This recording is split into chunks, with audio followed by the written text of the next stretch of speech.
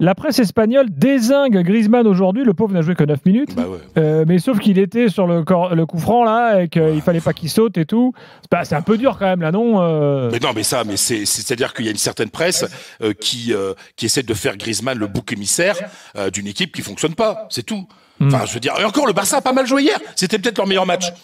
Ouais, c'est vrai. Sincèrement, ils n'auraient rien volé s'ils avaient gagné. Non, Sauf mais, que Fred, c'est de la même façon, comme tout à l'heure, tu disais, en Espagne, il y a eu une presse qui, pendant un moment, a critiqué Benzema, même au Real. Et son entraîneur, quand même, qui s'appelait Mourinho, il l'appelait le chat. En plus. Donc, on le sait qu'en Espagne, la presse, parfois, elle peut être très dure, elle est plus dure qu'ici, et elle peut même sembler un petit peu injuste dans le peu de temps qu'elle laisse aux joueurs. Mais c'est un football qui est très exigeant, une exigence qui explique aussi peut-être sa domination et ses succès.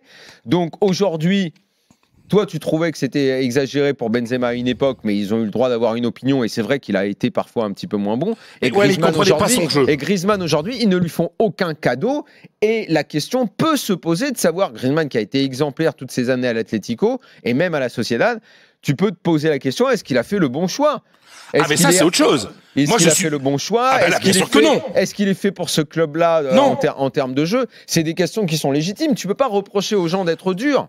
Non, mais ça, qu'il ait fait le mauvais choix, on est d'accord. L'exigence, moi je pense, et d'ailleurs même Benzema l'avait dit à l'époque, la violence que parfois il a entendue dans les critiques en Espagne, et notamment de Mourinho, quelque part ça l'a rendu plus fort. Ça l'a poussé peut-être à être au top comme il est à 33 ans. C'est un petit peu, mais sauf qu'il en a beaucoup souffert. Même lui, il avait dit. Non, est-ce qu'il a dit ? Parce qu'en plus, c'est à moi qu'il avait dit.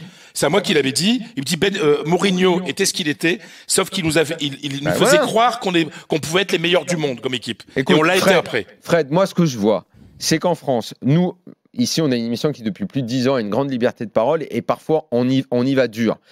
Et le terme d'exigence, on a essayé de l'imposer assez tôt. Le reste du paysage footballistique en France privilégie l'indulgence. Est-ce que ça a aidé notre foot ? Non. Et nos clubs ? Je ne crois pas. Est-ce que nos joueurs qui sont partis à l'étranger et qui ont été endurcis aux critiques et à l'exigence en Angleterre, en Italie, en Espagne, ont été bons ensuite quand ils sont arrivés en équipe de France ? Je crois que ça leur a servi. Oui. Je crois que ça leur a servi.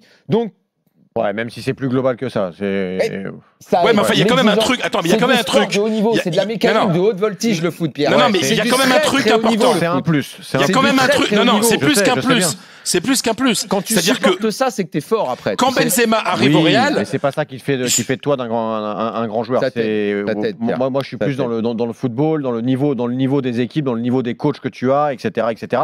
Et après, en plus, peut-être qu'effectivement, mentalement, ça fait passer un cap supplémentaire. Attends, il y a un exemple très simple puisqu'on parle de Benzema. Attention, la dernière occasion de l'Espagnol. Non, il a raté. Mais t'en avances sur moi alors. Oups. Ouais, n'empêche que la tête de Marcelo a failli rentrer dans le but. Hein. Voilà, c'est fini. C'est fini. Victoire du Real qui donc prend 3 points d'avance. Hein. 2 points. Non, mais t'as 2 points parce qu'avec le goal average particulier, c'est quasiment 2 points. C'est comme s'il y avait un troisième point.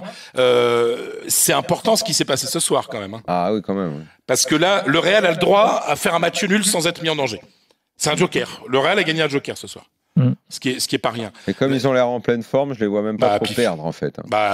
Alors attention, le match contre Villarreal à domicile. Bon après c'est l'avant-dernier match, peut-être qu'ils seront déjà champions. Parce que le Barça, à mon avis, contre l'Atlético, ça va être compliqué aussi. Mais non, mais simplement ce que je veux dire par rapport à Benzema, par rapport à l'exigence, c'est que au bout d'un mois, Benzema qui vient de Lyon, il travaille comme à Lyon.